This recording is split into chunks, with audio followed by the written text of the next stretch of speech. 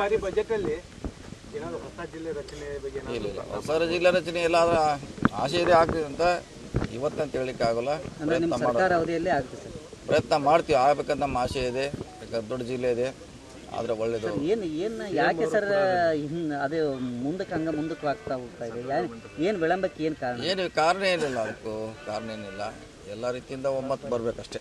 Sir, ಈಗ ಮಹಾನಗರದ ಅಧ್ಯಕ್ಷ sir ಸಾಹೇಬ್ರದ ಅದು ಅಧ್ಯಕ್ಷ ಸ್ಥಾನ ಯಾವ್ದ್ರೆ ಬೆಳಗಾವಿ ಮಹಾನಗರ ಕಾಂಗ್ರೆಸ್ ಯಾಕಂದ್ರೆ ಎಲ್ಲ ಅವರು ಬೇರೆ ಹೆಸರು ಕೊಟ್ಟಿದ್ದಾರೆ. ಅವರು ಕೂಡ ಬೇರೆ ಹೆಸರು ಬೇರೆ ಸಜೆಸ್ಟ್ ಮಾಡಿದ್ದಾರೆ ಅವರು.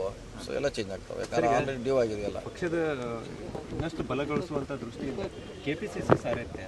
ಸೊ ಒಬ್ಬರಿಗೆ ಅದೇ ಹೇಳಿದ್ರಲ್ಲ, ಅದು ನಮ್ಮಂತಲ್ಲಿಲ್ಲ, AICC ಅಂತಲ್ಲಿದೆ, ಅವ್ರು ಮಾಡಬೇಕು, ನಾವೇನು ಮಾಡ್ಲಿಕ್ಕಾಗಲ್ಲ. ಮೊದಲಿಂದಲೂ ಕೂಡ ಬಾರಿ ಬಜೆಟ್ ಅಲ್ಲಿ ಏನಾದರೂ ಹೊಸ ಜಿಲ್ಲೆ ರಚನೆ ಬಗ್ಗೆ ಇಲ್ಲ ಹೊಸ ಜಿಲ್ಲೆ ರಚನೆ ಎಲ್ಲ ಅದರ ಆಶೆ ಇದೆ ಆಗ್ತದೆ ಅಂತ ಇವತ್ತಂತ ಹೇಳಲಿಕ್ಕೆ ಆಗೋಲ್ಲ. ಪ್ರಯತ್ನ ಮಾಡ್ತೀವಿ, ಆಗ್ಬೇಕಂತ ನಮ್ಮ ಆಸೆ ಇದೆ. ಯಾಕಂದ್ರೆ ದೊಡ್ಡ ಜಿಲ್ಲೆ ಇದೆ, ಆದರೆ ಒಳ್ಳೇದು. ಏನು ಯಾಕೆ ಸರ್ ಅದೇ ಮುಂದಕ್ಕೆ ಆಗ್ತಾ ಹೋಗ್ತಾ ಇದೆ?